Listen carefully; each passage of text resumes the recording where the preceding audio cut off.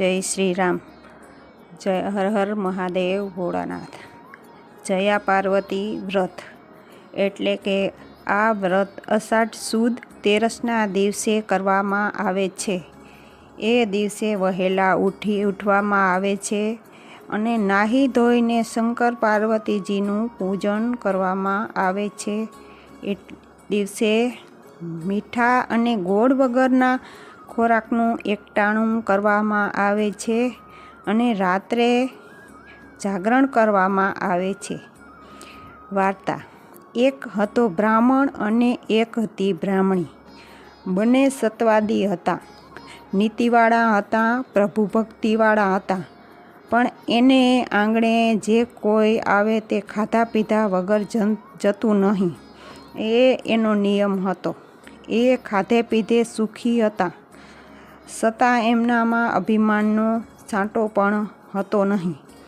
આમ એ બધી વાતે સુખી હતો, પણ ભગવાને માત્ર એક વાતનું દુઃખ આપ્યું હતું, અને એ એક દિવસ એને ચેર માટીની ખોટ હતી, અને આ ચેર માટીને કારણે એમને રાત દિવસ સતત ચિંતા કરતા હતા।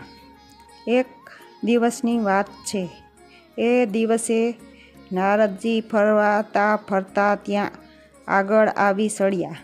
બ્રાહ્મણે એમને આવકાર આપ્યા અને ફળ ફૂલથી એમનો સત્કાર કર્યો। ત્યારે નારદજીએ પૂછ્યું, કેમ છો, મજામાં ને? હા મુનિરાજ, આપની કૃપાથી આમ તો સુખી છીએ, પણ શું કોઈ વાતનું દુઃખ છે? હા, એક બાબતની ખોટ છે, તે માત્ર સંતાનની। એને માટે એક રસ્તો બતાવું। અહીંથી તમે દક્ષિણ દિશામાં જાઓ, ત્યાં એક શિવલિંગ છે। એ જંગલમાં હોવાથી તેની કોઈ પૂજા કરતું નથી। ત્યાં જઈને તમે જો શંકર પાર્વતીની એક નિષ્ઠાથી સેવા પૂજા કરશો તો જરૂર તમારી પણ મહાદેવજી પ્રસન્ન થશે અને સંતાન આપશે। આમ કહી નારદજી તો ચાલ્યા ગયા અને બીજે દિવસે પૂરી તૈયારી કરી બ્રાહ્મણ અને બ્રાહ્મણી પણ દક્ષિણ દિશામાં જંગલ તરફ ચાલી નીકળ્યા। થોડા દિવસ તેઓ ભૂખ્યા અને તરસ્યા મહાદેવજીના મંદિરની શોધમાં જંગલમાં રખડ્યા, પણ ક્યાંય એમને આવું મંદિર દેખાયું નહીં। એટલે આખરે એ તો થાકીને હારીને એક ઝાડ નીચે બેઠા અને વિચાર કરવા લાગ્યા કે હવે શું કરવું। વિચાર કરતાં કરતાં એમને એમ લાગ્યું કે આ સામે ટેકરો દેખાય ત્યાં તપાસ કરવાની બાકી છે। ત્યાં છેલ્લે તપાસ કરી લઈએ, જો ત્યાં મંદિર ન મળે તો પછી ઘેર પાછા ચાલ્યા જઈએ। આમ વિચાર કરી થાક ખાઈને તેઓ ટેકરા ઉપર ચડ્યા। ટેકરા ઉપર ચડીને જોયું તો ત્યાં આગળ એક નાનકડું મંદિર હતું। આ શંકર પાર્વતીનું મંદિર હતું। એક ખૂણામાં એમને રહેવાની ગોઠવણી કરી। પછી સ્નાન કરીને તેઓએ પૂજાની શરૂઆત કરી દીધી। મંદિર પાસે જઈ બીલીનું ઝાડ હતું, ત્યાંથી બીલીપત્રો લાવી સવાર સાંજ નિયમિતપણે તેઓ સ્નાન કરીને પૂજાપાઠ કરવા લાગ્યા અને આજુબાજુમાંથી ફળ ફૂલ વીણી લાવી તેઓ પેટ પૂજા કરતા। આમ કરતાં કરતાં 5 વર્ષ વીતી ગયા, પણ શંકર ભગવાન પ્રસન્ન થયા નહીં। એક દિવસ બ્રાહ્મણ ટેકરો ઉતરીને ફળ ફૂલ લેવા માટે જંગલમાં ગયો, પણ સાંજ પડવા આવી તોય તે પાછો ફર્યો નહીં। એટલે બ્રાહ્મણીને ચિંતા થવા લાગી। આથી તે તેની શોધમાં ચાલી નીકળી। ટેકરો ઉતરીને થોડેક દૂર ગઈ ત્યાં એને પોતાના પતિને એક ઝાડ નીચે બેભાન પડેલો જોયો અને પાસે એક નાગ ફૂફાડા મારતો હતો। બ્રાહ્મણના પગમાં અંગૂઠામાંથી લોહી નીકળતું હતું। આથી બ્રાહ્મણીને લાગ્યું કે ચોક્કસ મારા પતિને નાગ કરડ્યો છે। આથી તેઓ મોઢામાંથી એક ભયંકર શીશ નીકળી ગઈ।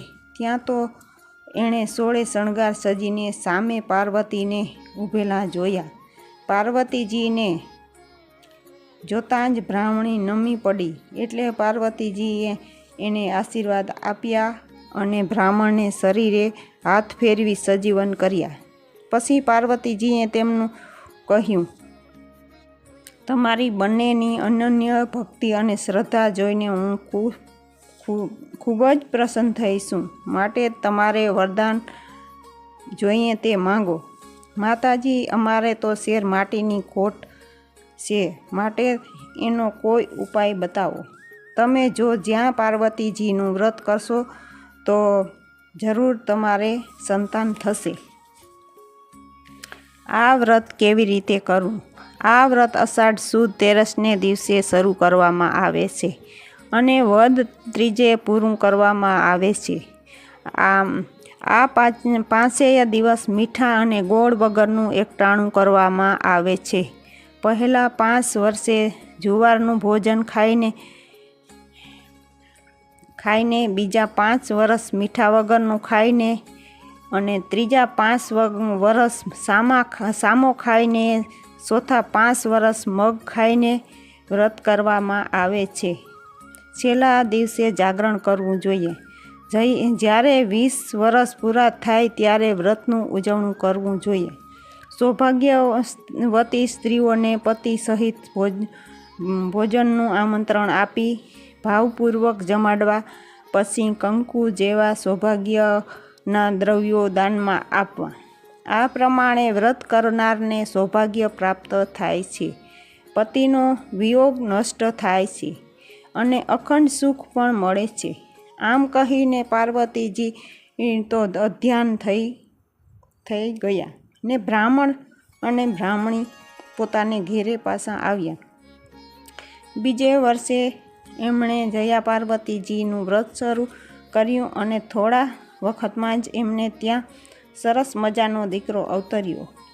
હે જયા પાર્વતીજી, બ્રાહ્મણ અને બ્રાહ્મણીને જેવા ફળ્યા તેવા આ વ્રત કરનાર અને કથા સાંભળનાર સૌને ફળજો. હર હર મહાદેવ.